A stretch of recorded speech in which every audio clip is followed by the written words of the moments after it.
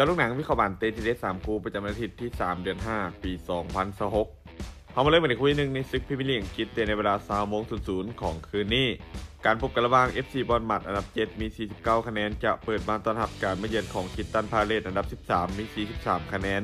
บอร์นมัธจะบ้านพวกเขาเป็นฟอร์มการเล่นโซนหลังที่ถือว่าใช้ได้ด้วยการชนะ2เสมอ3จาก5เกมหลังสุดพวกเขามีจุดเด่นในการเล่นเกมบุกที่ยิงประตูได้ค่อนข้างสม่ำเสมอจากค่าเฉลี่ยในการยิงประตูอยู่ที่ 1.5 ประตูต่อเกมส่วนคริสตัลพาเลซทีมเยือนมีฟอร์มการเล่นโซนหลังที่ยังบ่ค่อยนิ่งมีแพ้ชนะสลับกันพวกเขายังคงมีปัญหาในเรื่องความเฉียบคมในการเล่นเกมบุกแต่เกมสวนกลับของพวกเขายังถือว่ามีความอันตราย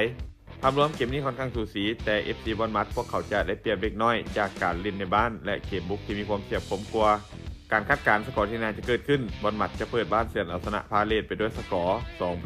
2-1มันตอนที่2เตะในเวลา 21:30 ของคืนนี้การพบกันระหว่างปีศาจแดงแมนยูอันดับ3มี61คะแนนจะเปิดบ้านต้อนรับการมาเยือนของหงส์แดงลิเวอร์พูลอันดับ4มี58คะแนนแมนยูจะบ้านพวกเขามีฟอร์มการเล่นช่วงหลังที่ถือว่าใช้ได้เกมบุกของทีมมีค่าเฉลี่ยในการยิงประตูอยู่ที่ 1.8 ประตูต่อเกมแต่ปัญหาของทีมคือเกมรับที่ยังคงพลาดง่ายโดยเฉพาะเวลาที่เจอทีมที่เล่นเกมไว้ส่วนลิเวอร์พูลทีมเยือนมีฟอร์มในช่วงหลังที่ค่อนข้างสม่ำเสมอกว่าเกมบุกของทีมมีความจัดจ้านสปีดสูงการเพรสซิ่งหนักแต่ปัญหาของทีมคือเวลาขึ้นเกมยังคงมีซองโวให้คู่แข่งเล่นเกมสวนกลับได้เกมนี้ถ้าเบิ่งจากฟอร์มการเล่นช่วงหลังค่อนข้างสูสีและมีโอกาสค่อนข้างสูงที่จะจบลงด้วยผลเสมอ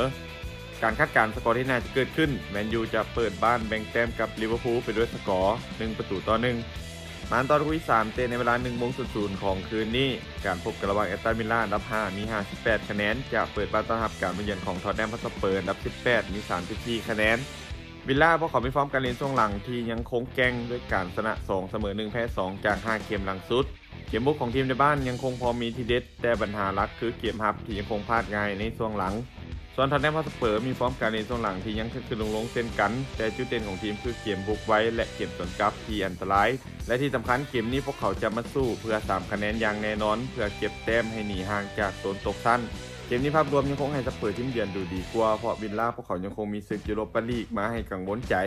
การคาดการณ์สกอร์ที่น่าจะเกิดขึ้นท็อตแนมฮอตสเปอร์จะบุกมาเสือนเอาชนะวิลล่าไปด้วยสกอร์2-1สุดท้ายนี้ถ้าทุกคนสนใจแนวทางดีๆแบบนี้อย่าลืมกดไลค์กดแชร์ออกไปเพื่อเป็นแนวทางเพิ่มเติมและไปสนใจอยากลงทุนสามารถกดลิงก์ผ่านหน้าซ่องได้เลยเด้อ